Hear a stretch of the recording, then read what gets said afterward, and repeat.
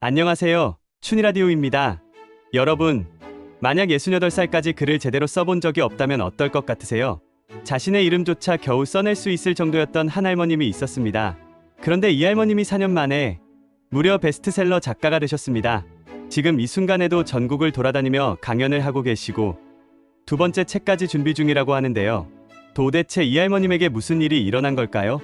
오늘은 절대 불가능이라고 여겨졌던 일을 해낸 72세 김영희 할머님의 믿을 수 없는 인생 역전 드라마를 들려드리겠습니다. 이 이야기를 들으시면 여러분도 나이는 정말 숫자일 뿐이라는 말을 뼛속 깊이 느끼게 되실 겁니다. 편지를 보내주신 김영희 할머님, 지금은 기적의 작가 할머님이라고 불리고 계십니다. 하지만 4년 전까지만 해도 상황은 정말 절망적이었다고 하셔요. 김영희 할머님은 올해 72살입니다. 경상도 시골에서 나고 자란 할머님은 어려운 집안 형편 때문에 학교를 제대로 다니지 못하셨습니다.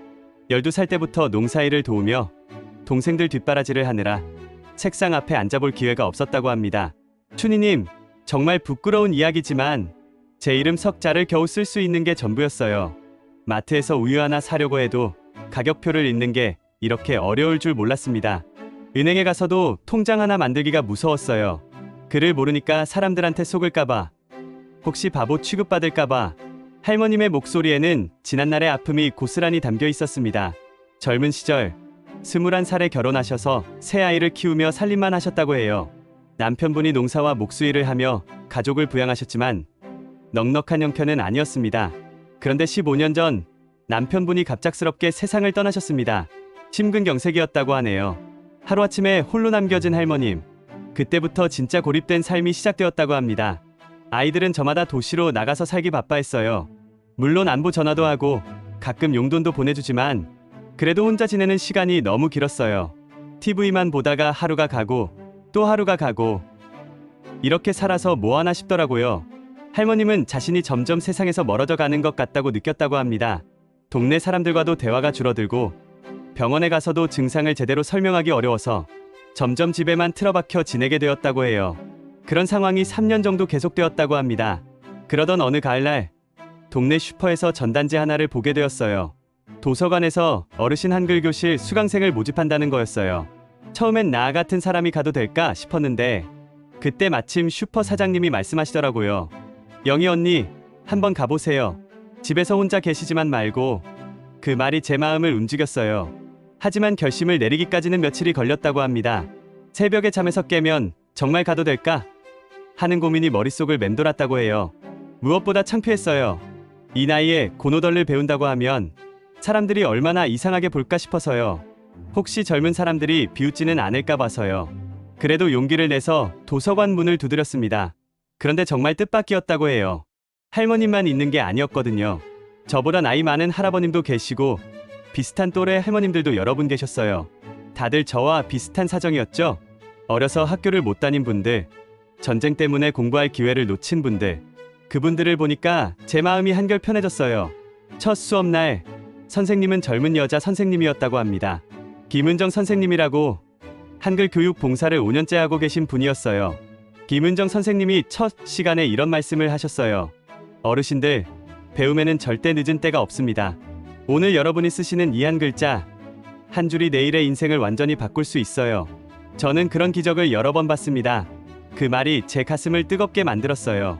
하지만 현실은 녹록지 않았습니다. 연필을 잡은 손이 덜덜 떨렸고 고 하나를 쓰는데도 한참이 걸렸다고 해요. 처음엔 정말 절망적이었어요. 옆에 계신 할머님은 저보다 훨씬 잘 쓰시는 거예요. 나만 이렇게 못하나 싶어서 울컥했죠. 집에 와서 혼자 연습하려고 해도 손목이 아프고 눈은 침침하고 포기하고 싶었어요. 실제로 둘째 주에는 수업에 안 나가셨다고 합니다. 집에서 이불을 뒤집어 쓰고 누워만 있었대요. 그런데 김은정 선생님이 전화를 주셨어요. 어르신, 괜찮으세요? 어제 수업에 안 나오셔서 걱정됐어요. 그렇게 말씀해 주시더라고요. 그때 깨달았어요. 아, 나를 기다리는 사람이 있구나. 내가 없으면 걱정해주는 사람이 있구나. 그래서 다시 수업에 나가기 시작했습니다. 김은정 선생님은 할머님을 위해 특별한 노트를 하나 만들어 주셨다고 해요. 줄 간격을 넓게 하고 글자를 크게 쓸 수 있도록요. 선생님이 제 손을 잡고 직접 글씨를 써주시면서 가르쳐 주셨어요. 할머님, 천천히 하세요. 누가 재촉하지 않으니까 할머님 속도에 맞춰서 하시면 돼요. 그렇게 말씀해 주시니까 마음이 편해졌어요. 그렇게 한 달, 두 달이 지났습니다. 고노덜에서 시작해서 단어를 쓸 수 있게 되고 짧은 문장을 만들 수 있게 되었어요. 6개월 정도 지났을 때 처음으로 제 이름을 또박또박 예쁘게 쓸 수 있게 되었어요. 그때 정말 감격했어요. 김영희, 이 세 글자가 이렇게 아름다울 줄 몰랐어요. 그때부터 할머님은 집에서도 열심히 연습하셨다고 합니다. 신문 광고 전단지를 보면서 모르는 글자를 찾아 쓰고 TV 뉴스 자막을 따라 쓰기도 하셨어요. 8개월쯤 되니까 간단한 일기를 쓸 수 있게 되었어요. 오늘 날씨가 좋았다. 슈퍼에서 우유를 샀다. 저녁에 아들이 전화했다. 이런 식으로요. 처음엔 한 줄 쓰는데도 30분이 걸렸는데 점점 빨라지더라고요. 그런데 1년쯤 지났을 때 김은정 선생님이 놀라운 제안을 하셨습니다. 선생님이 그러시더라고요. 할머님 이야기를 글로 써보시면 어떨까요? 할머님의 인생 경험을 다른 사람들과 나눠보세요. 처음엔 말도 안 된다고 생각했어요. 제가 무슨 이야기를 써요? 하지만 선생님의 계속된 격려로 할머님은 자신의 이야기를 조금씩 글로 옮겨보기 시작했습니다. 어린 시절 농촌에서 보낸 시간, 결혼 생활, 아이들을 키우며 겪은 일들, 남편을 떠나보낸 슬픔. 처음엔 한 페이지도 못 썼어요. 그런데 쓰다 보니까 제 마음속에 쌓여있던 이야기들이 쏟아져 나오더라고요. 그동안 누구에게도 말하지 못했던 이야기들이요. 할머님의 글은 단순했지만 진솔했습니다. 화려한 수사나 어려운 단어는 없었지만 진짜 삶의 무게가 담겨 있었어요. 제가 쓴 글을 선생님이 읽어보시더니 눈물을 흘리시더라고요. 할머님, 이 글에는 진짜 인생이 담겨 있어요. 많은 사람들이 위로받을 수 있는 글이에요. 그렇게 말씀해 주셨어요. 김은정 선생님은 할머님의 글을 모아서 작은 책으로 만들어보자고 제안했습니다. 처음엔 할머님이 극구 거부하셨다고 해요. 말도 안 되는 소리라고 했죠. 제가 무슨 책을 써요? 그런데 선생님이 계속 설득하시더라고요. 할머님 같은 분들이 얼마나 많은데 그분들에게 희망을 줄 수 있어요. 나이가 들어서도 새로운 시작이 가능하다는 걸 보여주는 거예요. 결국 할머님은 마음을 열었습니다. 그렇게 해서 탄생한 것이 꽃이 핀 늦게 피어도 아름답다라는 책이었어요. 책 제목도 선생님이 지어주신 거예요. 제가 쓴 글 중에 늦게 핀 꽃이 더 오래간다는 말을 들었는데 나도 늦게 핀 꽃인가 보다라는 문장이 있었는데 그걸 보고 이 제목을 생각하셨다고 하더라고요. 책이 나오기까지는 6개월이 더 걸렸습니다. 할머님이 쓴 원고를 다듬고 출판사를 찾고 편집하는 과정이 쉽지 않았거든요. 하지만 김은정 선생님과 지역 문화센터에서 도움을 주셔서 결국 책이 세상에 나올 수 있었습니다. 책이 나오던 날 정말 잊을 수 없어요. 서점에 가서 제 책이 진열된 걸 봤는데 다리에 힘이 빠지더라고요. 김영희 지음이라고 쓰여 있는 제 이름을 보고 있는데 눈물이 주르륵 흘러내렸어요. 첫 번째 책은 지역에서 조그맣게 출간되었지만 입소문이 퍼지면서 전국적으로 알려지게 되었습니다. 68세에 첫 책을 낸 할머님의 이야기가 신문과 방송에 소개되면서 많은 사람들의 관심을 받게 된 거죠. 처음엔 믿기지 않았어요. 제가 TV에 나온다니, 라디오에 나온다니. 그런데 정말 신기한 건 제 이야기를 들은 사람들이 감동을 받더라는 거예요. 특히 제 또래 어르신들이 나도 해볼 수 있겠다고 말씀해 주실 때 정말 보람됐어요. 책이 출간된 후 할머님은 강연 요청을 받게 되었습니다. 처음엔 무서웠다고 하셔요. 무대에 서는 것도 처음이고 많은 사람 앞에서 이야기하는 것도 처음이었어요. 그런데 제 이야기를 듣고 눈물 흘리는 분들을 보면서 아, 내 이야기가 누군가에게는 위로가 되는구나. 그런 생각이 들었어요. 지금까지 할머님은 전국 50여 곳에서 강연을 하셨다고 합니다. 주로 어르신들이나 평생교육원, 도서관에서 하시는데 갈 때마다 많은 분들이 감동받으신다고 해요. 강연할 때 꼭 하는 말이 있어요. 여러분, 늦었다고 생각하지 마세요. 저는 68세에 첫 책을 썼는데 여러분이라고 못할 게 뭐 있겠어요? 중요한 건 나이가 아니라 시작하려는 마음이에요. 그런 객석에서 박수가 터져 나와요. 지금 할머님은 두 번째 책을 준비 중이라고 합니다.